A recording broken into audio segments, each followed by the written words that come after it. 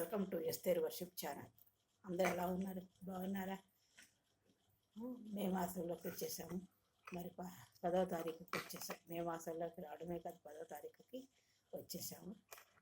మరి ఈరోజు మరొక వీడియో ద్వారా మిమ్మల్ని కలుసుకోవడానికి, మీతో మాట్లాడడానికి, దేవుని విషయాలు పంచుకోవడానికి దేవుడు నాకు ఇచ్చిన ఆయుష్ను బట్టి, ఆరోగ్యాన్ని బట్టి, జీవాన్ని బట్టి, ఊపిరిని బట్టి ఆయనకి కృతజ్ఞతాస్తులు చెల్లించుకుంటున్నాను.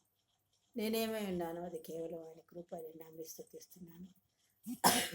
మీ అందరి గురించి కూడా మా అనుదిన ప్రార్థనలో మీ అందరి గురించి ప్రార్థన చేస్తున్నాము.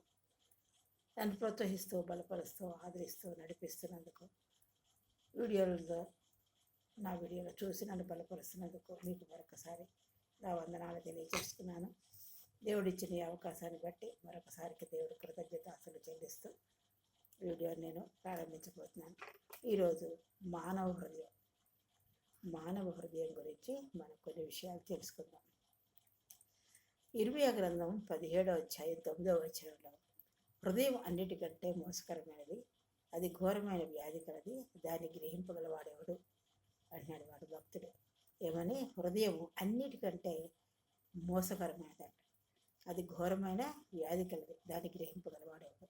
చిన్న ప్రార్థన చేసుకుందాం. అత్యంత మహాపరిశుద్ధులను, ప్రేమమయుడు, కృపామయుడు, దయామయుడైన ప్రభువా, మీ అప్రించి పాదములకు లెక్కలేని స్థితిలో స్తోత్రాలు, వందనాలు చెల్లించుకుంటూ హృదయ కలసలు దీపాసనకు వచ్చినాం తండ్రి.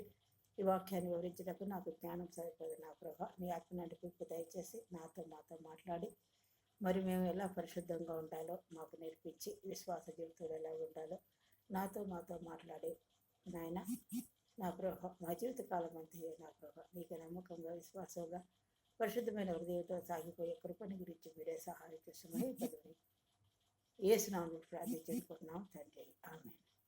ఇక్కడ ఏమంటున్నాడు భక్తుడు ఇర్మియా ప్రవక్త? హృదయం అన్నిటికంటే మోసకరమైనది, అది ఘోరమైన వ్యాధి కలది, దాన్ని గ్రహింపగలవాడు. నిజమే, హృదయము మన శరీర అవయవాల్లో హృదయము చాలా మోసకరమైనమాట. హృదయంలోనే ఎన్నో ఆలోచనలు, తలంపులు, కీడు తలపెట్టే ఆలోచనలు, దురాశలు ఎన్నో మాట మోసకరమైనదంట.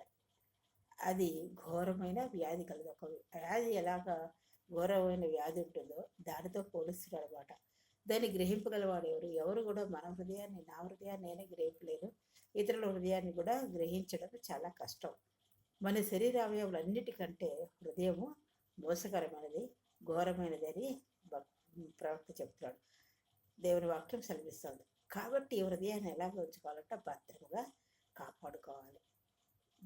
కాపాడుకోవాలి, పరిశుద్ధంగా ఉండాలి. యేసుప్రభువు వారు పరిశుద్ధులు కాబట్టి మనం కూడా పరిశుద్ధమైన జీవితము సాగిపోవాలి. ఈ హృదయాన్ని భద్రంగా ఎలా కాపాడుకుంటాం? దేవుని వాక్యంతో నింపుకోవాలి.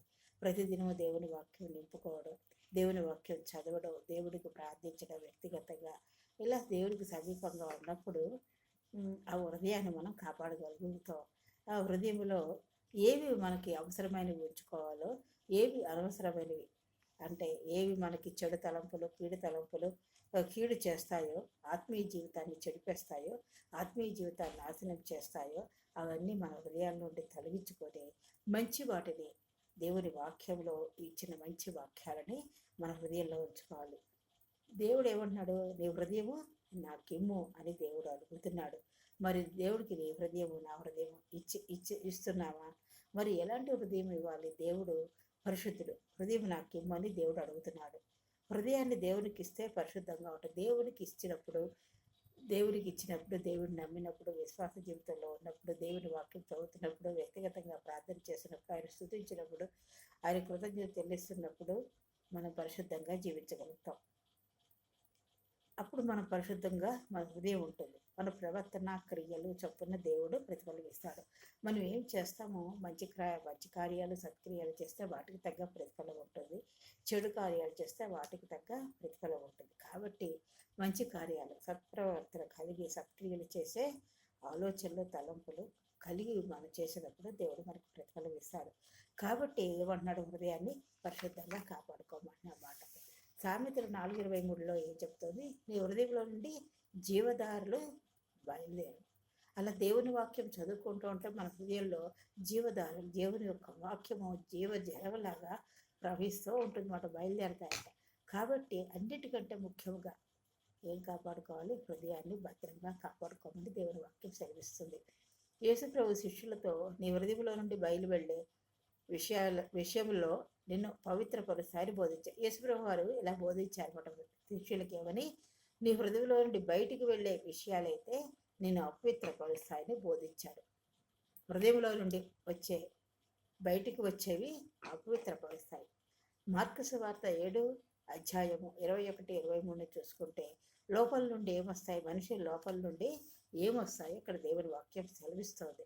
దురాలోచనలు, జారత్వములు, దొంగతనములు, నరహత్యలు, విచారములను, లోభములను, చెడుతనములను, కృత్రిమములను, కామవికారమును, మత్సరమును, దేవదర్శుడి, అహంకారము, అవివేకము, ఇవన్నీ హృదయంలో నుండే వస్తాయి. కాబట్టి మన హృదయాన్ని పవిత్రంగా ఉంచుకోవాలి. ఈ హృదయంలో దురాలోచనలు, అసూయలు అవన్నీ ఉన్నాయి. కాబట్టి పరిచయులు, సర్దుకాయలు, ఆయన్ని శాస్త్రులు ఆయన సిలువకు అప్పగించారు. దొంగని వదిలేయమన్నారు, కానీ యేసుప్రభు వారిని సిలువ వేయమని చెప్పారు. కాబట్టి మనము ఇవన్నీ ఉండకూడదు. మన హృదయంలో ఉన్నాయేమో మనం పరీక్షించుకుంటూ, దావీదు మహారాజు చెప్పినట్టు నీకు ఆయాస్కరమైన మార్గం నా ఎందున్నదేమో అని మనల్ని మనం పరీక్షించుకుంటూ దేవుని వాక్యంలో సరి చేసుకుంటూ ముందుకు సాగిపోవాలి. సామెతలు 25:28 ఏం చెప్తుంది?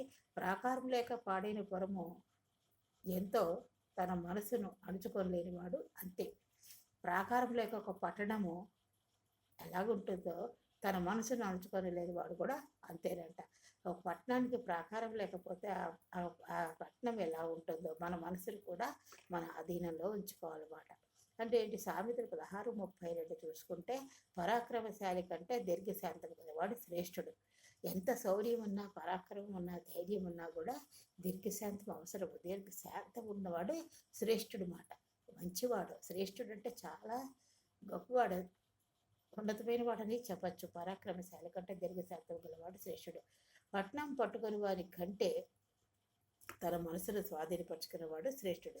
ఇందాక కూడా మనసును స్వాధీనపరచుకోవడం గురించి వచ్చేది. ఇక్కడ కూడా సామెతలు 16:32 చూసుకుంటే కూడా పట్టణము పట్టుకొని వాని కంటే తన మనసును స్వాధీనపరచుకునేవాడు ఉన్నతమైన వాడు, శ్రేష్ఠుడు, ధన్యుడు అని చెప్తుంది. ఏమంటే హృదయంలో ఎన్నో కోరికలు ఉంటాయి, ఎన్నో తలంపులు ఉంటాయి, మంచి ఉంటాయి, చెడ్డ ఉంటాయి.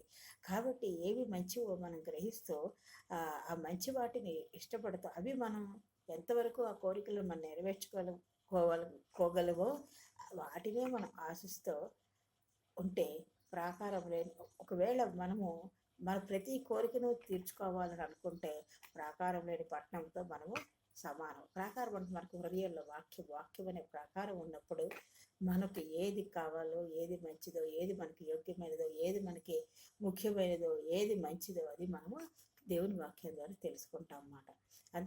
అలా కాకుండా ప్రతిదీ అవసరమైంది, అనవసరమైంది, చెడ్డవాటిని, మంచి వాటిని అన్నీ కూడా మనం ఆ ప్రతి కోరికని తీర్చేసుకోవాలనుకుంటే వాక్యం లేని ప్రాకారం లేని పట్టణం ఎలాగ ఉంటుందో వాక్యం లేని మన జీవితం కూడా అలాగా సాతాను మనల్ని సోదరులకు అప్పగిస్తాడనమాట. చేసిన తప్పులే మళ్ళీ చేయకూడదు. మనకి కొన్ని తెలిసి చేస్తాం, కొన్ని తెలియక చేస్తాం. అలా తెలియక చేసి మళ్ళీ మనకి పరిశుద్ధాత్మ నేర్పిస్తాడు అన్నమాట. ఇది తప్పు, ఇది ఒప్పు అని చెప్పినప్పుడు మనం ఆత్మ గద్దించినప్పుడు మనం దేవుని సన్నిధిలో ఒప్పుకొని విడిచిపెడతాము. కానీ మళ్ళీ అవి చేయకూడదు. దేవుని వాక్యము చదువుతున్న కొలది నీకు ఏమి కావాలో, ఏవి పోవాలో నీకు గ్రహిస్తావు. మన దేవుని వాక్యం చదువుతూ ప్రార్థనా జీవితంలో, ఆత్మీయ జీవితంలో సాగిపోతూ ఉన్నప్పుడు మనకి ఏది మంచిదో, ఏది మనకి కావాలో, ఏది మనకు అనవసరమో ఇవన్నీ తెలుస్తుంది అన్నమాట. కాబట్టి హృదయాన్ని మనము స్వాధీనం పరచుకోవాలి, హృదయాన్ని పరిశుద్ధంగా ఉంచుకోవాలి, శాతానికి చోటు ఇవ్వకూడదు, శాంతం కలిగి ఉండాలి. దీర్ఘశాంతము ప్రతి విషయంలో, కోరికల విషయంలోనే కాదు, కుటుంబ జీవితంలోనే కాదు, వ్యక్తిగత జీవితంలోనే కాదు, సంఘ జీవితంలోనే కాదు, ఇతరుల విషయంలో కానీ ఏ విషయంలో కానీ మనము శాంతము, ఓర్పు, సహనము ఉన్నప్పుడు దేవుని వాక్యం మన మనసులో ఉంచుకున్నప్పుడు మన మనసు స్వాధీనంలో ఉంటుంది.